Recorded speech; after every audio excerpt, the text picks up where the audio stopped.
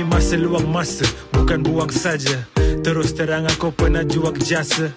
Bukan malas, rehat kejap, lepak dengan orang-orang yang terdekat. Apa plan keluar ke duduk rumah? Apa-apa boleh asal tagih kerja sudah. Apa plan futsal ke bola padang? Apa-apa boleh bro, dada aku lapang. Dah berapa hari kerja all day, jadi hari ini aku off day. Esok-esok jadi boss day, suka hati hari-hari boleh off day.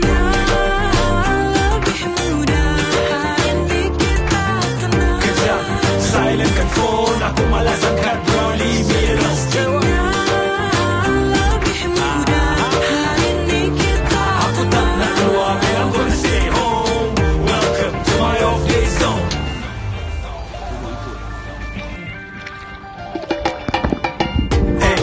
Hari ni tak payah masak, nak makan apa pergi tanya anak-anak. Nak pesan apa boleh saya pergi beli.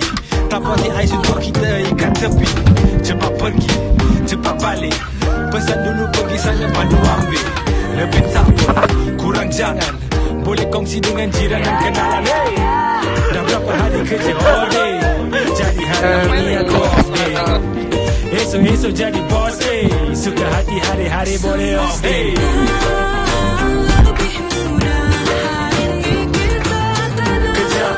Silentkan phone, aku malas angkat bro, leave me alone. Aku tak nak keluar, man, I'm gonna stay home. Welcome to my off day zone. Rehat fikirkan yang esok, kita layan hari ini. Lain hari aku sibuk, tak selalu macam gini. Hasil demi hasil, untuk mama, anak dan bini. Sampai tiap-tiap hari aku chill macam gini.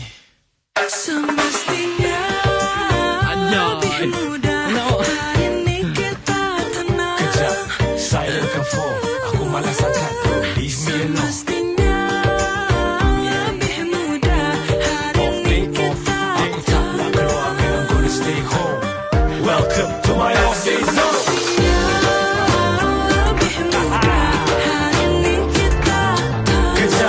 Silentkan phone,